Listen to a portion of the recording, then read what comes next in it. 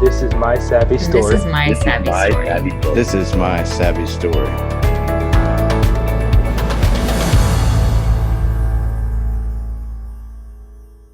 The reason I decided to join the Air Force was because I knew that the Air Force had the Community College of the Air Force, which was the only branch of service that actually had a community college association with the military. And education was super important to me. You know, I wanted to be able to get a degree. I wanted to be able to obviously complete high school successfully and then be able to subsidize that with other advanced education and, you know, just add to my portfolio, if you will. Of course, I didn't view it in that way then, but I didn't want to become a statistic. I wanted to be something more. I wanted to make my family proud. And so me pursuing my education was a part of that. And I knew that the Air Force had that as a priority. And being in the delayed entry program, I got to speak to recruiters. And I knew that if there was ever a branch of service that would, you know, maybe allow you or support that a little bit better, it would be the Air Force. So it was highly recommended that that was a branch that I should explore with education as a priority. And I also knew that it took the highest ADVAS score. So, you know, I got a little bragging rights. You know, you get accepted into the Air Force. So that came along with it.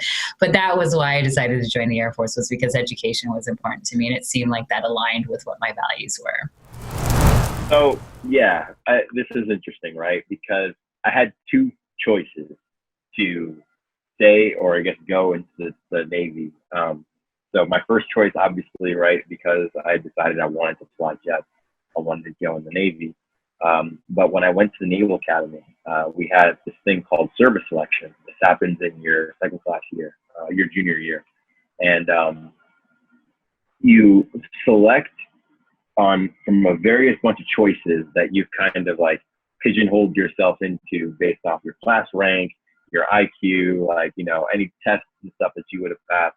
I failed my flight exam. I failed it 3 times by 1 point.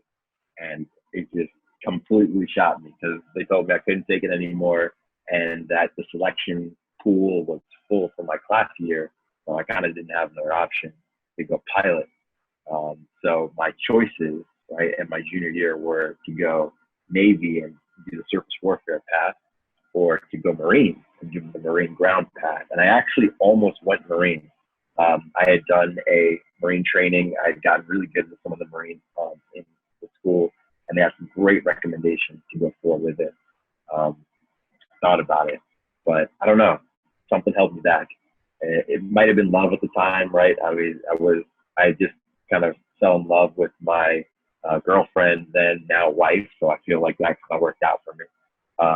But you know, I don't know. Something distracted me. Something just told me not to go that route. So I ended up going SWO and staying Navy. I kind of, decided to easily switch, not only for the guaranteed job, being law enforcement. I think the whole purpose of me choosing the law enforcement career was I just wanted to be able to protect and serve the community and just be a positive influence. And, over the summers throughout high school, my mother's uncle would invite me to Randolph Air Force Base. And he was a personnelist, and they live right near the flight line. So I'd go there and spend the summers with him. And I kind of got used to, the Air Force environment as well. So if I was going to enlist in any of the two branches, it would, be Air Force or the Marine Corps. And that kind of had a major influence on, an additional influence to the guaranteed job of being law enforcement. So I'm glad it worked out that, those two things were, definitely something that I wanted and kind of enabled me to pursue and have a good career. Yeah, I mean, it's funny because when I went into the recruiter station, you talk to the recruiter, and I was initially drawn to the Marine Corps. They have that umph about them. When you look at the pictures and the few the proud, I think that was their slogan back then, was the few the proud, the Marine Corps. So I was drawn to the Marine Corps. So I went into the recruiting station, and, they give you the spiel. We have, thousands of jobs available, and, you take the pre-ASVAB and they'll tell you what you qualify for. So I took the pre-ASVAB, and I went in, and the recruiter said, well, what interests you? What interest do you have? And I was always interested in the medical field. It's always a field that I've kind of been drawn to. I like science, things of that nature. So, medical field. And he took a pause, and he pretty much said, well, you didn't qualify for the medical field, but you qualified for our engineering field. I remember that like yesterday. And not to put down the Marine Corps, but, he kind of stretched the truth a little bit, because the Marine Corps doesn't have a medical field, right? So I kind of thought about it, and I said, hey, I'm going to go home and talk to my father about it. And my father, told me that, hey, go back. If you want to be in the medical field, then that's what you need to go and push for. So I went back, and I've kind of pushed on the recruiter a little bit about the medical field.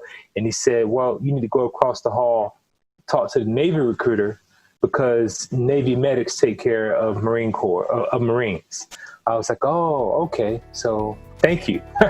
So, he lost the recruit, but he at least pointed me in the right direction after a little bit of prying.